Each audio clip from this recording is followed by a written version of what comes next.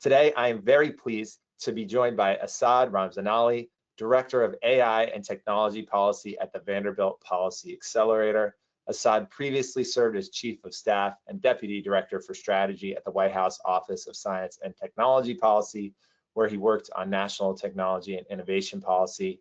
He is the author of the recent paper, After the AI Crash, which examines the financial and policy risks surrounding the current AI investment cycle.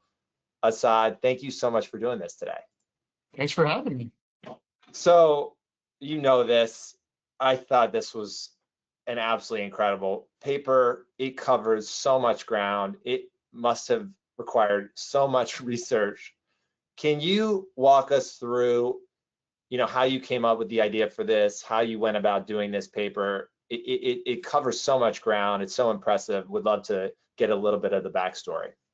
Yeah, many of your listeners here will remember that towards the end of last year, there was a whole set of are we in a bubble conversations happening, and the tenor of those conversations felt like a bunch of financial analysis on, is this a bubble? Are bubbles bad? Should we be worried? Should we not be worried? And the conversation that I and a couple of others internally started having is, if it is a bubble, what kind of harms are we talking about? And also, are we prepared as a policy community for that kind of a bubble that could actually cause real harms? And one of my colleagues, Ganesh Sitarman, who leads our center, was around in 2008 working on a lot of the response then. And we started talking about, why don't we do hey, if there is a crash, we need to be prepared for something that is a commensurate size of a policy response to what might be happening. So that's how we got into it. And at the end of last year, started writing. And what to you, you walk through a series of risks. What to you really stand out as the big ones that our audience should be mindful of? Because the way that you lay them out, I'll be honest, when I finished reading the paper, I was materially more concerned that this bubble popping was not just kind of an inevitability, but a little bit more imminent than I had previously thought. Would love to get your perspective on, was that how you ended up with the research when you finished it? Did it feel to you that it was more likely to happen? And then what risks really stand out to you as jumping off the page? Yeah. That's the cycle I went through in my research process, right? Of going from, there's something here, like I need to read more about this. And the reading started with the New York Times articles, and then the Atlantic long form articles, and the New Yorker wrote something, and you kind of go deeper and deeper. And Teddy, I mentioned this to you earlier, but I started my career more in a financy world. So I started going to let me understand what the investors are saying. Let me understand what folks who have skin in the game, how they're thinking about this. And that's when a bunch of pieces started coming together to answer your question directly, of the risks I worry most about is, one, the things we don't fully understand. So private credit is a space that we don't fully understand. There's a lot of opacity. And this is where I try not to go too jargony, but when you have a special purpose vehicle backed by private credit, and that's what we call a data center owned by Meta, but it's not really owned by Meta. Meta doesn't have the loans. It's not an asset on their balance sheet, and that's $27 billion facility in Louisiana. That's when you start to say, wait, how do these things connect? And for a lot of people, when they hear private credit, they think, yeah, but that's somebody else's money, right? That's a private investor's problem. But private credit takes a lot of investment from your 401k, from your IRA, from your parents' pension, from their life insurance. And so that's when we all start becoming on the hook. These are the things that we know about because really good researchers and really good journalists have done the hard work to uncover them. I worry about the things we don't fully understand yet, right? These are the things that I could pull together in a couple months of writing, but there's probably threads that I'm not able to pull together because the reporting's not there. So that's one big worry. And the other big risk in my mind is, and the goal of this paper is, that we are caught flat-footed. That something like this happens, there's going to be a lot of harm, but that the policy community doesn't know what to do or how to think about it.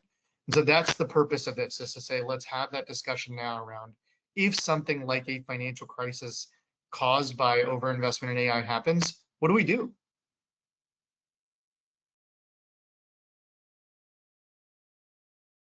I want to stay, well, before we get to the what do we do, I want to stay on the risk for a little bit longer. You mentioned in the paper, Meta having this $27 billion off balance sheet debt for a data center. Blue Owl's tied in with that. Obviously, Blue Owl has, since you wrote the paper, gotten even in a considerable amount of trouble financially. How do you see, and also in the paper you mentioned, there are some estimates out there of how many other off balance sheet investments there are in the space. What's your sense of how big that problem is? Was there any dollar estimates that you found credible, sort of putting a number on that? We don't know what's out there. It could be this much, or and also the Blue Owl, the fallout from just the squeeze that it's enduring right now. Yeah, so the numbers I've seen put total private credit going into data centers at around north of 100 billion, but I don't go more granular than that because it is hard to measure this stuff, and even the reporting that does exist happens sometimes quarterly or a couple times a year. For those who aren't following it all closely, Blue Owl is a creditor in this space. They're the ones who are backing that Meta data center in Louisiana. That's really a special purpose vehicle. The thing that's happened there is private credit often takes money from investors and offers liquidity where you can pull money out quickly.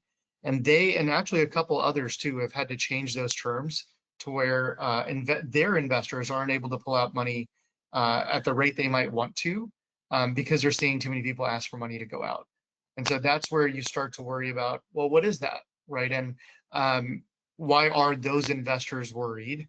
And if I was one of those investors, if I was an institutional investor, the thing that might not have been obvious 4 months ago, but has started to emerge because of a lot of the reporting is you yourself as a limited partner, as an institutional investor, you're trying to diversify. So you've got money in different asset classes and different categories. And then one of the things that is starting to emerge is actually, if you're in private credit and you're in banks and you're in corporate bonds and you're in equity, all of that is pointing towards data centers because of how much of the stock market data centers are making up, because corporate bonds are hitting record levels because of the tech companies. And so that, to me, is one of those things where, as like a wonky technical financial thing, is a correlated risk, right? You start to worry that your diversification strategy may not actually be diversifying. So that's one of the risks that starts to appear there, and where I'm hearing people kind of informally have some concern. And when you mention feeling diversified when you're not, I mean, that definitely brings back 2008. Totally. For sure. Your paper mentions that at the outset. We have a question here from the audience. Might as well, we'll get to questions later. If you have a question, put it in the questions pane or email us at editorial@thecapitalforum.com. We'll try to get to it. But I think the question we got from the audience are AI companies that parallel to banks in 2008. How should investors and policymakers think about systemic risk in this context? That your point right there about diversification really does bring up 2008 and that the question from this audience member. That's right. I think the scenario looks a lot like 2008. And I should say at the outset, look, I'm trying to do this as kind of a sober analysis of what I see. I hope I'm wrong, right? The scenario of 2008, the number of people who lost jobs, lost their savings, I lived through it. It was painful, right? And I truly hope I'm wrong. But the scenario looks like 2008. I don't think the parallel of are the tech companies the banks. I don't think that quite holds, because you don't have something like a run on the banks, and you still have a financial layer that's involved here that looks like the private creditors, that looks like, hey, a lot of the private creditors are themselves, some of their biggest investors are the banks who themselves try to diversify. So it goes to places where like my confidence level of what's going on at like 2 levels down gets lower and lower because the analysis we would need to do that isn't fully, we don't have all the data we need. But the parallel that I tend to think of is in 2008, one of the core problems was you had housing, which is a massive part of the economy. A housing crisis turned into a financial crash that impacted every person and every industry.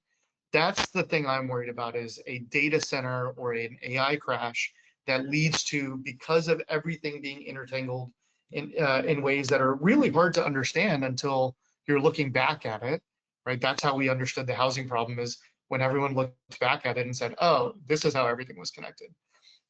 That's what I'm worried about. We're seeing the parallels that look like that. In the piece, you also mention some accounting that reminds you of sort of Enron style accounting. You mentioned equity investments in customers as opposed to like customer financing, which is a little bit more typical.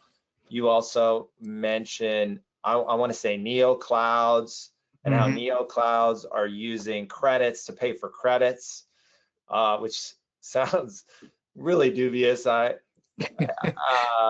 you walk us through some of the accounting issues? How bad are these? How worrisome are these? And are any specific companies particularly exposed to these kind of accounting shenanigans? You mentioned Microsoft being tied to the neo clouds in the paper. Yeah, so there's a few different things going on. I'll start with the circular investments that are happening. We've seen vendor-based finance at scale for centuries, right? So when farmers want to buy equipment, that is a lumpy cost that may not align with when their money is coming in. So often they get a loan from their vendor to pay it off. Now that has all types of problems, but that's not a systemic, everybody is paying kind of risk. As far as I can tell, we haven't seen any kind of scale of vendors investing in unprofitable customers like this. And that's what gets worrisome, because NVIDIA is invested in OpenAI, OpenAI is invested in AMD, OpenAI is invested in many of its customers. It has a separate startup fund that is actually controlled by Sam Altman, but is not OpenAI, but it's called OpenAI. And so there's a lot of like, the arrows are circular. And the problems I see is when a vendor gives money to their customer and that money is used to buy from the vendor, that is pumping up revenues in ways that the market might not do naturally. So that creates a question in my mind.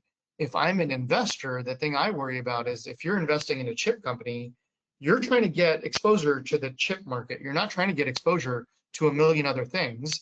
And if those million other things end up on the balance sheet of the chip company, that muddies your investment idea of what you're trying to do there. So that's one. Neo clouds are a group of firms, a couple are public, most of them are private, that basically take excess capacity needs for the big hyperscalers. So the big hyperscalers are Google, Amazon, Microsoft, Oracle, and Meta, with some caveats that Meta and Google tend to do their own internal, but those companies, when they run out of capacity, they shift their capacity needs to companies like CoreWeave. Many of those companies used to be crypto miners, so they have data centers and computing assets sitting around that they then sell as a service effectively back to the hyperscalers. Now, the biggest investors in these neo clouds is, of course, NVIDIA is the chip provider that they're buying from. And so that's one thing that gets a little bit tricky. These off-book data centers that we were talking about earlier, the special purpose vehicles, Meta's auditor flagged it as a critical audit matter. Now, that does mean that the auditor is saying, we're letting this go, we're saying this is okay, but we're flagging it, right? We're saying that there might be a problem here. And so this is the kind of stuff that any one of these things might be a problem, but when they all start to come together, it, to me, raises a red flag. Before we get to solutions, those were some of the biggest risks, specific risks that I wanted to touch on. Were there any other, I mean, you have others in there. Are there any other specific risks that you're seeing, that you're monitoring, that you want to flag for listeners here? in terms of like how this could unfold, how things could go awry? The only other big theme that I'll point out is in the dot-com bubble of the late 1990s, early 2000s, the percentage of the economy that the tech world made up was pretty small. The place we are now is AI makes up a massive percentage of the economy.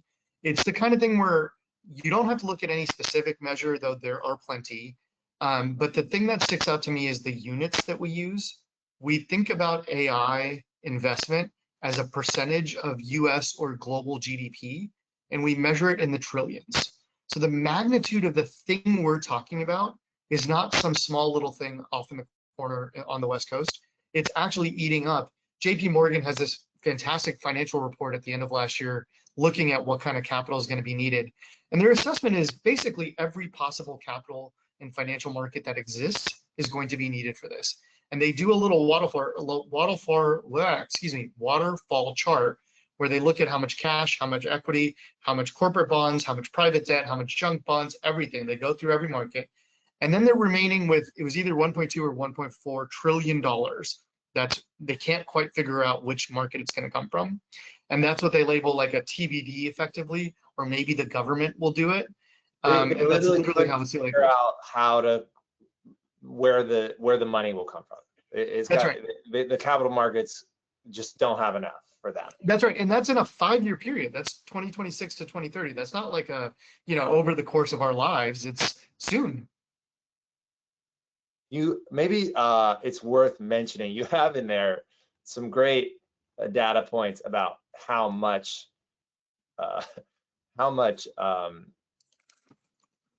debt these companies have taken on.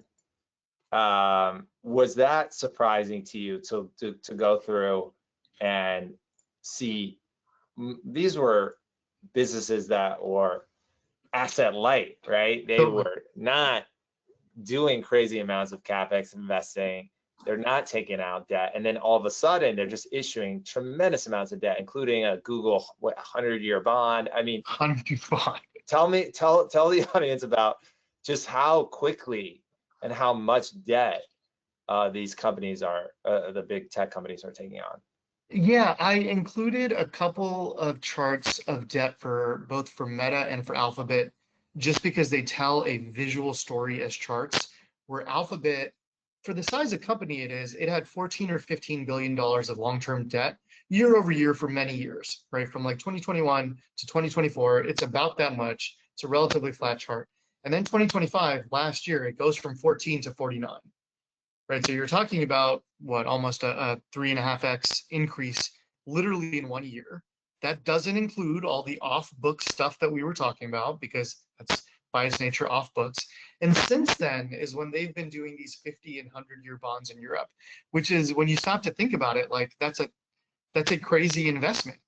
The Facebook story is even more interesting. To your point of, financially, these companies were interesting because they were capital light, because software has always been super easy to pay for.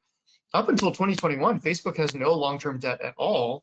And then it just starts gradually increasing from 10 to 18 to 29 to $59 billion of debt last year, long-term debt. And that doesn't include its $27 billion facility. That's a special purpose vehicle backed by private credit. So this is where, when you just back up and like we're just fluently talking about basically $100 billion raised in debt last year from 2 companies. That excludes Oracle, which is, its credit rating is 1 shade above junk bond status. It excludes Microsoft, it excludes Amazon. So all these folks have their own stories that are at one level hard to put together, right? Because each story is a little bit different.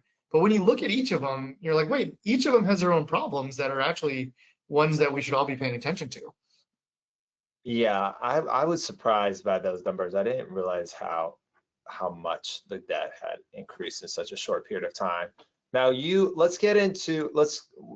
let's meander towards the solutions part of the paper. You imagine a couple of different ways that this can go based on historical precedent. You point to the dot-com bubble bursting, which is traumatic in many ways, but not a financial crisis in terms of catastrophic proportions. and then you kind of envision a worse version. You don't get into solutions and problems that would be created by a financial collapse in terms of like what to do about the banking system, but walk us through how things can go bad, how things can go sour, how you thought about that, and then how that sets us up to talk about solutions. Yeah. The worry I have is some of these things that are special purpose vehicles or the neo clouds, that becomes, in my mind, the Lehman Brothers. That becomes the thing that no one had heard of, that isn't massive on its own, but one of them have financial struggles, and you quickly realize how entangled everything is. That's the concerning scenario, and that's what I tried to think through. What happens, right? What happens? I don't think we're going to see something like Nvidia or Google having massive insolvency issues. I think it's all these other edge cases that it turns out are linked to all of the other companies. And so when that kind of thing happens is when I get worried about, yeah, actually a lot of these companies have either a bad financial credit or they have a bunch of debt on books and off books. Those off book ones are really easy to shed, right? Because right now for Meta, that's just a contractual agreement to buy with an entity that itself will face financial pressures if there is a big crash. And so that's where I tried to do what are the problems we're going to see, and what's the big version of policy solutions? Because the failure that I worry about is we do small little things like after 2008, where we did Dodd-Frank, that felt big to people, but was really, really technocratic. And one of the biggest things was setting up the Financial Stability Oversight Council, the FSOC. That's an interagency body. The Congress of the United States directed heads of agencies to have a meeting a couple times a year and write a report. That's not big.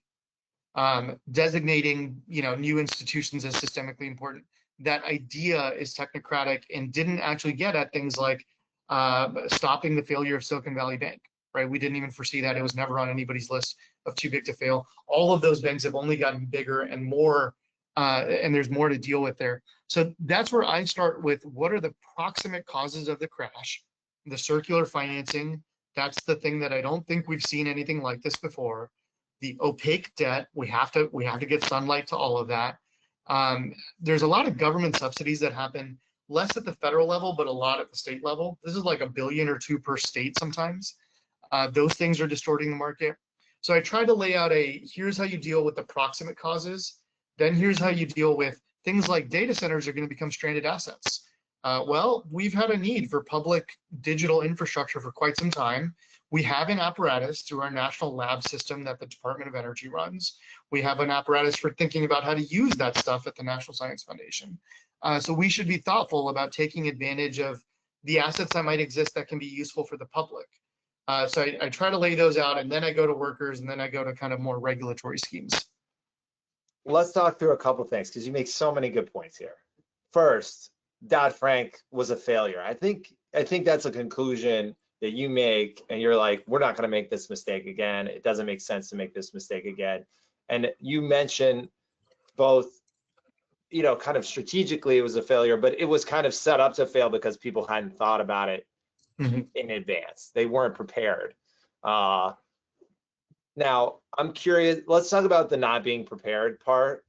Yeah. Do you really think that it's because people hadn't thought about it, or because people weren't ready for what I call the Wall Street people coming in and telling Washington how to fix things? Like there's sort of like a corruption angle there, or a outsourcing of your thinking problem, and then a just not having any institutional knowledge. I guess they're part of the same. They're related. I think there's no way to know if we had been prepared and if our policy imagination had been solid beforehand, what happens, right? But I think about a lot that we have seen crisis moments, or when we do things policy-wise that were previously impossible. I think about Cambridge Analytica. That's a crisis moment. The whole country reacts. You can have your own views on if that was actually a failure of whatever you want. But everybody freaked out, right? We all had a collective, oh, this is a problem. We had no good ideas on the shelf, right? We did a bunch of hearings, but there weren't bills ready to go on privacy and antitrust. Those things came after. And so to me, this is another potential crisis moment where we have to be able to connect the dots. And that's what I'm trying to do here of here's how those kinds of ideas actually connect. My co-author, we have an accompanying op-ed, and my co-author had a piece in Time that we wrote about how some of the big ideas like postal banking, right? How do we think about expanding banking access? Those came a couple years after 2008. So the crisis moment had passed, but those big ideas, there's a good paper on what we should do instead, instead of the kind of technocratic solutions we did after 2008. That's an after the fact paper. So this is an attempt to say, let's at least, I may be wrong in exactly how this unfolds, right? So some of these may be more relevant or less, but let's at least put the ideas on the table and have the discussion. Some of the ideas, I mean, you pull different ideas from different communities, which is, I think, rare to see in a Washington paper. You're looking at a lot of different kinds of regulations and laws to solve these problems that might come from a collapse. I want to talk about the systemic stuff before we get into the worker stuff. You mentioned a Glass-Steagall for AI. We don't even have a Glass-Steagall again for banks. I know you leave that out. We should do that too. But tell me about a Glass-Steagall for AI. Why is that necessary? Why does that make sense given how things could play out from a bubble bursting? Yeah, so this is an interesting, the history of this is interesting. In the 60s, the DOJ is putting antitrust pressure on IBM, which sells its stack as hardware, operating system, software, all in one. And as part of that kind of back and forth, IBM unbundles, they decouple their hardware and software. That's why we get the rebirth of Silicon Valley from a chips region to a software region. That's why we get AI as an evolution of software from software to internet to AI. And now we're seeing the rebundling, right? We're seeing Google fully vertically integrated, right? From designing their own chips to integrating AI into everything. Meta's trying to do a similar story here. And then you see something different with Microsoft that's investing across the layers of the stack. My argument here is part of what's happening that we're seeing is the data center layer, which is data centers, the physical layer, data centers, chips, the cloud computing that controls the data centers. All of that is a market where all of the money that we're worried about, all of the financial engineering that we talked about, that's the layer it's happening at, right? It's financing to pay for data centers and chips. That's being driven by exuberance in a market that's connected through investment and co-ownership, which is the AI market that sits on top. So AI needs data centers and cloud, but because it's often the same company or co-invested, we actually don't have the market discipline of data centers or cloud companies saying, yes, this is a risk I want to take. I want to have this customer that's going to drive X hundreds of billions of dollars of my own capital investment this year. You may not take that risk if you're completely separate companies, but we actually have no idea of knowing what that risk profile looks like. And so to me, there are a lot of reasons to do structural separation in tech, but the one that becomes clear in this scenario is we actually don't have the market discipline you'd want at both layers.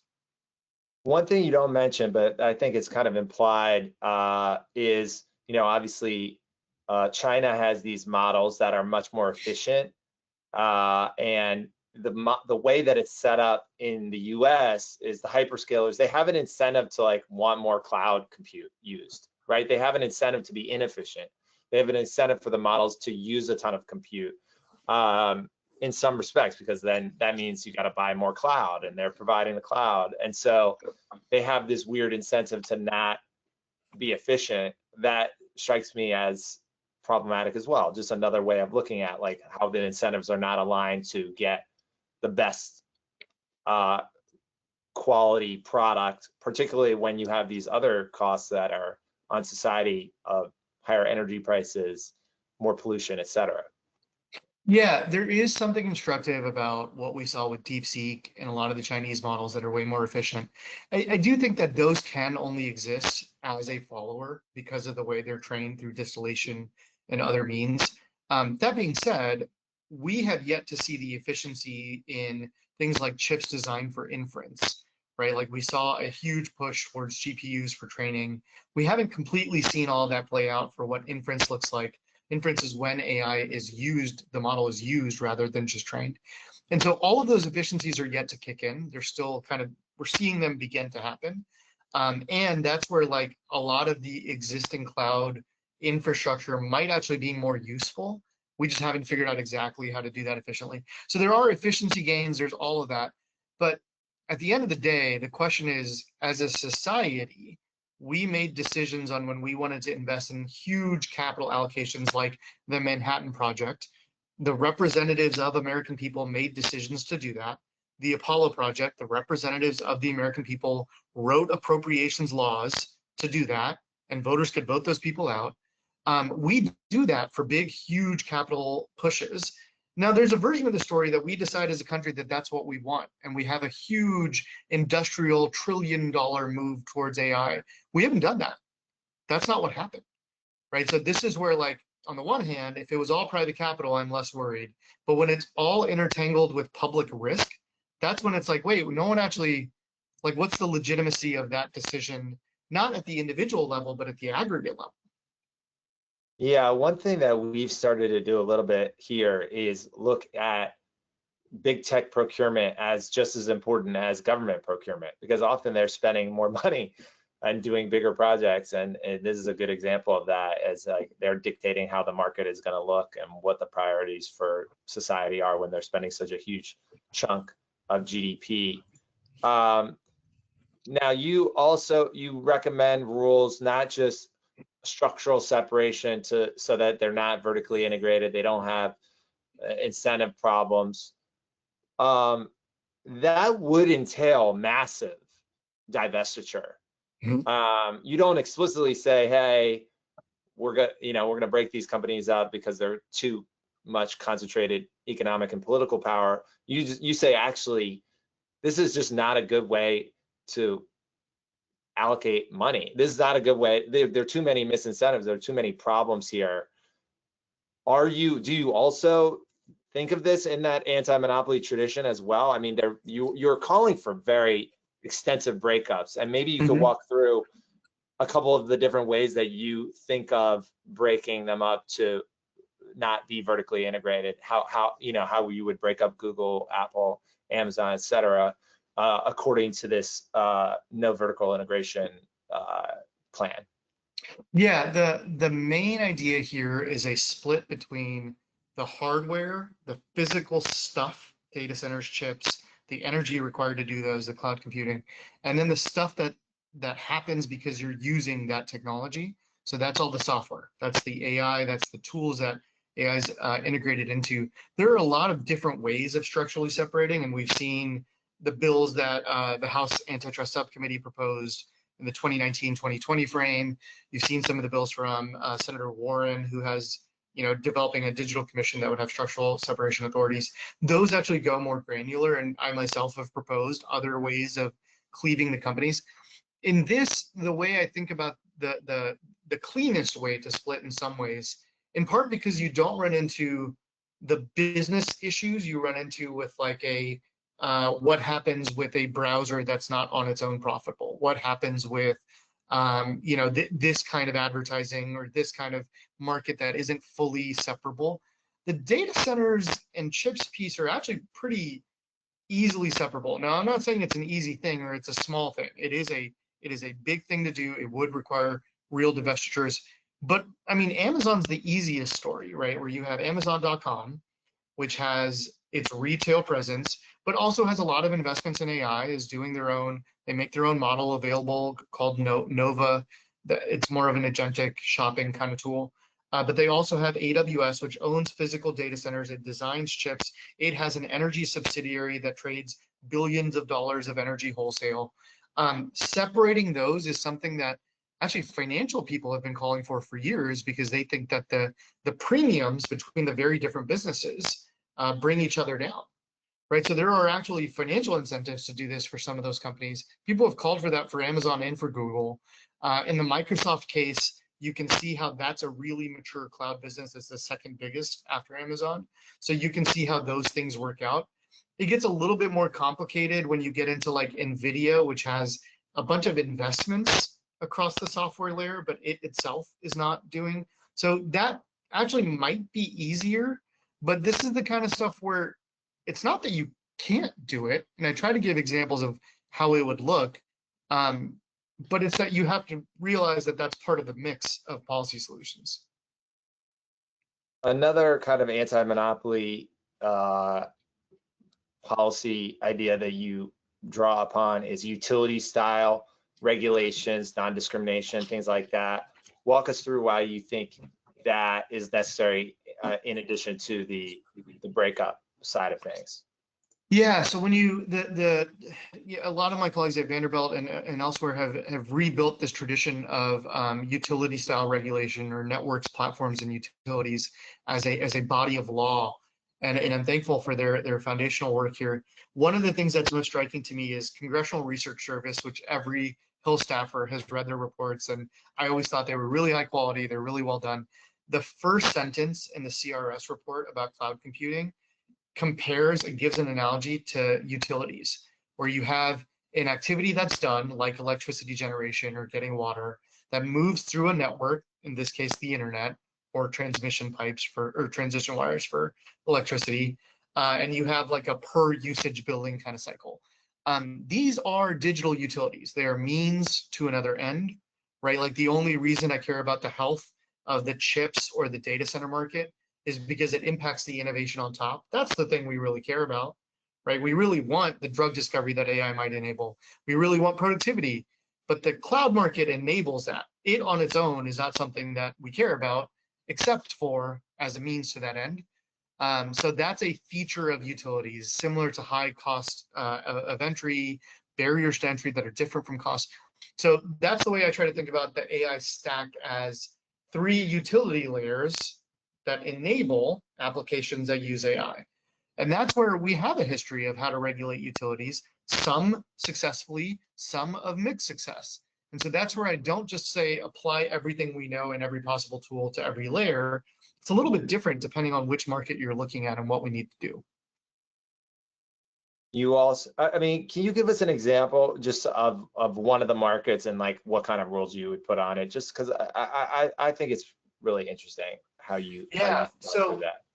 the foundation model market, right? So you have Anthropic, OpenAI, and Google that make up about 90% of the market, where you might think of their AI tools as consumer facing. You might use ChatGPT, you might use Claude, but where they make their money, especially Claude and Google, is on selling access to that model to other developers.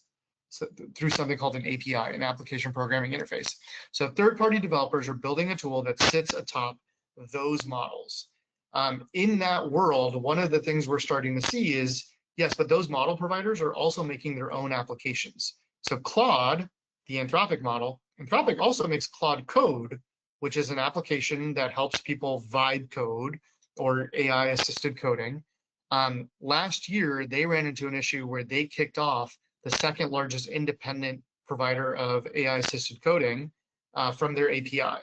Now, they had their own rationale for doing so, but that's one where that looks anti-competitive because the incentive is to not enable your own competitor when you also sell, when you're also a key supplier.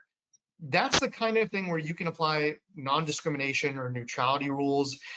People may have heard of net neutrality. I know that had a lot of political salience, and I'm not trying to get into the partisan back and forth, but even the Republican view of net neutrality that opposed how it was done, their view was that the law didn't allow it, that the Communications Act didn't allow it. But most people at that time even said that the principles were good ideas, right? So this is where a non-discrimination principle, which we have in many utility style markets, that makes sense there. But I wouldn't do 20 other things. I would do non-discrimination, maybe interoperability, but that's what makes sense at that layer. Yeah, and I imagine depending on how much you're getting these things broken up, that also dictates how many kind of utility rules you'll need. That's right. One more thing that's sort of systemic, and then I want to move into some of the more behavioral sort of ideas. You mentioned banning surveillance-based business models. how does that connect? Because we're talking before about systemic risk, but you make an interesting connection in the paper that, look, when push comes to shove, if they need to start making money, this is the tried and true way that these companies make money, and so that's what you really need to be worried about, that they go down that path. Tell us why banning surveillance business models is so key to this proposal. Yeah, and this is where the place we should start from is what's desirable. What's the world we want? And to me, when we look at the surveillance capitalism business model that has taken off in the tech world and now the AI world, that really started to get going during the dot-com bubble when there were profit pressures. There's a good book on the history of surveillance advertising by a scholar named Matthew Crane that connects those dots, that says, here were the financial pressures in the late 90s and early 2000s that led to a need for startups to invest in specific types of advertising techniques that then turn into Google and Meta or Facebook at the time, in particular, doing what we now call surveillance advertising. We're starting to see parallels both between that, when OpenAI is saying they're going to enable ads and they're saying they're going to integrate shopping, and sometimes something doesn't work, but they'll return to that idea. Google is what Google and Meta continue to be some of the biggest players here. So those profits from surveillance advertising are how they're able to reinvest in AI today. You're going to see them rely on their AI tools as engagement mechanisms to further their advertising revenues. But the thing that's starting to take off in a new way is surveillance pricing. And by surveillance pricing, I include wages as a price for labor, where we're using AI in ways to start to personalize dynamic pricing. The airlines ran into a bit of trouble when they started to say they're playing with this, and there was a lot of political pressure to do otherwise. And the reason for that is it's just unfair. It doesn't feel fair for a company to be able to treat their consumers that way. And that, to me, is reason enough for policymakers to want to do this, because their voters, the consumers, feel that it's unfair. I don't think we have to get into a secondary argument of like, what's an efficient market or economic stance. I think there are reasonable arguments to be made against surveillance pricing. But to me, if you just start with what's the world we want to live in, I don't want to live in a world where I'm constantly wondering about if I'm getting bilked by some kind of fee system that I don't understand. I couldn't agree more. Very frustrating. I could go and spend the next 15 minutes talking about my rental car experience recently, but I will not force people to endure that. One of your proposals is to just stop the financial engineering in its tracks. Tell us how you do that. So I think I call out three categories of things. So circular equity financing, again, something that I'm not familiar with happening at an industry scale anywhere else, because I don't think it would have other consequences outside of this specific narrow place where we're already seeing it have distorting features. We could just stop that. We could just introduce a bill that says you can't invest in your customers. You can't make equity investments in your customers. Now that runs into the thing we talked about earlier, the Glass-Steagall, where you want to make sure that the layers, so it runs into it, but it's not quite the same, and I'm happy to tease those out if useful. On the debt side of the house, my thing is more, we have to get rid of the opacity. You can't have off-books debt that nobody knows about. So I don't think it's wise to say you can't borrow money in on any of the markets that exist. But I do think it's fair to say if you're getting debt for a data center, that has to be disclosed. All of your investors have to know that. All of the investors up and down the debt stack have to know that so that they can make their own decisions. And then on subsidies, look, there's a lot of arguments on whether or not we want to invest in AI companies as an industrial policy for national security reasons or for whatever reasons. That is a fair argument and a debate to have in the Congress. It is a fair debate for representatives of the people whose money it is to have that out and say how much money and what's it look like. Where it feels unfair is when you're having it at the state, local, county, every other layer, where it's actually hard to tell how much tax subsidy one data center gets because it's happening at so many different levels.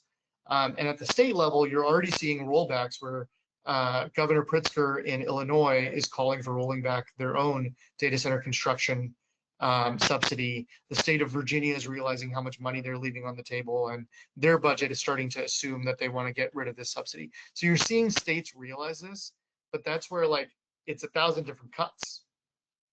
You also mentioned policing fraud should be a priority. Now, obviously, I wouldn't expect too much out of this current federal administration, but you could see maybe the states look into this. What kind of fraud would you like to see? Maybe, if not DOJ, maybe some state AGs go after.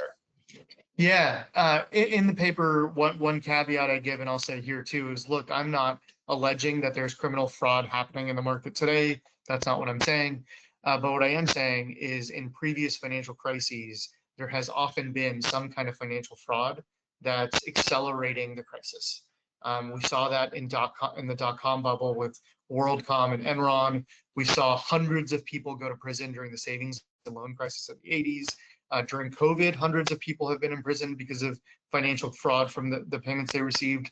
So this is where, because that happens in so many other contexts, and because the fact that almost no one went to prison in 2008, even though people felt like there was a public fraud happening, that led to a huge political backlash. You saw a real political realignment on the Tea Party on the right and Occupy Wall Street and so many other movements that came up that use that as a rallying cry. So my thing is we need to keep an eye on what's happening in those markets, and when we see fraud, we should prosecute it. You also sort of have some practical solutions for the government to step in case there's the bubble bursts, and in case these assets lose a lot of value. And walk us through that. I mean, it has some, you mentioned FDR and the New Deal type investments that were made. Walk us through how you thought of, the government stepping in to fill in a big R&D gap should that occur. Yeah. The excitement that I have about AI is the promise that you often hear about drug discovery or weather prediction that's going to be as super accurate down to the granularity of a city block, and you can have it a month out. That would save lives. Natural disasters kill people, and having that kind of information a little bit better would actually save lives. Drug discovery would save lives. Each of us is going to either ourselves or have a relative that faces a cancer or a rare disease where we wish the research had gone further. This is the kind of stuff that to me is exciting, that sometimes gets a hand wave by the AI companies of like, this is why we need AI. Many of those companies are investing in them as kind of as a side thing to invest in research projects with that, sometimes partnering with academics, sometimes not. That's the kind of stuff that shouldn't stop. We should want that. The government we have research funding. We have an apparatus to do that through many different agencies. That's the kind of stuff I want to see continue. The data centers, if they just sit there as stranded assets that are being unused and the chips are just going bad over time, why not use that for the public needs we would have in national security, in the Department of Energy, and in other places? So that's where my mind goes to, why not put those assets to use if they go into various stages of financial insolvency? You also spend a good amount of time talking about what can be done for workers if there's a collapse. Walk us through that. I thought that was super interesting. Yeah, so for workers, I see kind of three things. One, when we've had financial crises, we expand unemployment insurance and we reduce work requirements for other social safety net programs. We should do that. We should definitely do that, as we've done during 2008. We did it during COVID. We do that often. That's a thing we understand, and it's well researched. We should do those things. If the amount of unemployment we're talking about, which in my mind, the job loss could be a cause of the financial crisis, it could be an effect, or it could be a scapegoat. You're already hearing companies talking about firing people because AI might automate their jobs. And no matter how you get to job loss, the worker is still going to experience the harm. They don't really care about identifying the perfect cause. So to me, a lot of the kinds of people who are going to lose jobs will be knowledge workers who, like you and I, sit in front of a computer and can do their jobs from many different locations. And we have a long-held need for those kinds of workers in local and state government. why not match those? Why not hire the people who you would see lose their job for the kind of jobs that might exist? This is a digital works progress administration, kind of like the one that the New Deal included when FDR took over as president. That was a program that ended up hiring 8 million people, put 8 million people to work. So that's number two. The third is for the people who keep their jobs. The examples we've seen where AI gets embedded into those jobs is that those jobs get they get tougher and tougher because of surveillance practices that are enabled by AI. So for roughly 10 years, we've been talking about truck drivers losing their jobs to self-driving cars, which is a form of AI. They haven't really lost their jobs. The technology continues, and maybe that will happen. But in those 10 years, they didn't lose their jobs. The thing that didn't happen is that they're now required, almost all of their employers and customers require them to have a surveillance device that controls for how fast you're going, what you're doing in your car. There are safety benefits to that, but there's also a bunch of surveillance overhang that causes those jobs to get lower and lower quality. And you see those truckers say that those jobs are less and less desirable. You see the same happening with customer support, where literally the amount of surveillance that's happening leads to management being able to say, here's how many minutes you should be using the bathroom per month. That is a really, really low quality, that's not a good way to treat people. That's not a good way to manage people. And that's enabled by the kind of surveillance that only makes sense when you have AI. So that's the thing I worry about, these jobs degrading. So we should watch out for workers not just losing their jobs, but the quality of their jobs getting way worse. I remember there was a story about how, or maybe it was a Reddit post about a gig worker getting paid based on a desperation index, right? The more desperate you were, the worse you would get paid. So, I remember that too. Now, we got a couple minutes left. I want to ask you one question, which is Iran, related to Iran, because like one thing I could see is, we could spend a lot of time, oh, how could a financial collapse precipitate an AI collapse? But we've got a situation in Iran where we're probably going to get more inflation. We're going to get a supply shock. We've got energy costs going up. All of this is kind of central to this whole AI play, which is data centers, electricity, heavy spending. I mean, the costs, we're already seeing supply crunches because of a lack of memory chips. We're already seeing supply issues before the Iran crisis. I can't imagine how constrained the supply chains will get when we really start to see the real world effects, energy rationing, et cetera. How do you see the Iran risk, or are there any other risks that you really see that are precipitating a potential AI bubble bursting? Yeah, so I lay out kind of one narrative of how this might happen, right? How we might reach a financial crash because of AI overinvestment. There's a lot of assumptions baked in, like interest rate fluctuation, like supply chain, like the cost of oil.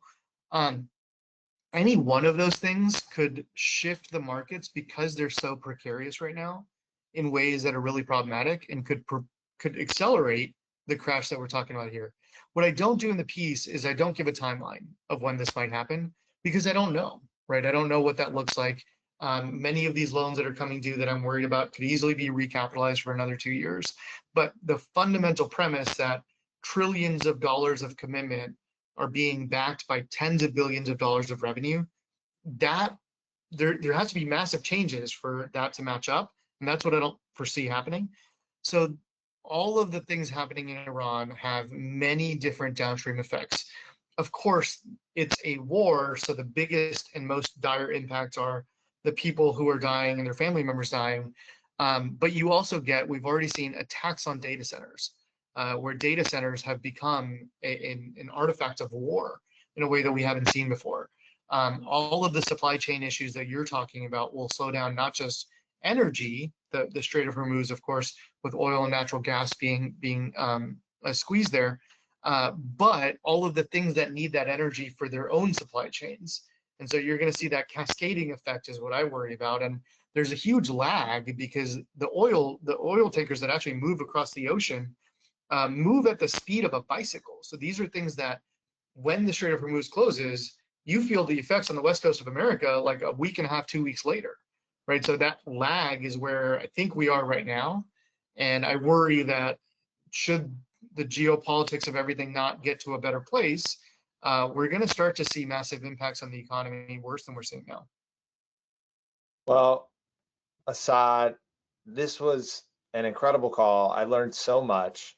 We're going to have this conversation up on Second Request later this week, where everyone can listen again if they're already listening. But we'll have it up. It comes out every Thursday, and I'm super excited to keep following your work.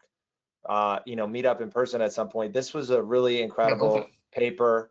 I think a really important work, and I can envision it being a big part of the conversation going forward in Congress for sure. If not at your next Fed bailout, in the coming whenever that ends up happening. But Asad, thank you so much for doing this. Thank you for having me, and thanks for the engaging conversation. And I appreciate you having read it in detail. I can tell, so I really appreciate you taking the time. I really enjoyed it. I mean, it was incredible. It's an incredible paper. And thank you to everyone for joining the call. This concludes the call today. Bye-bye, everyone.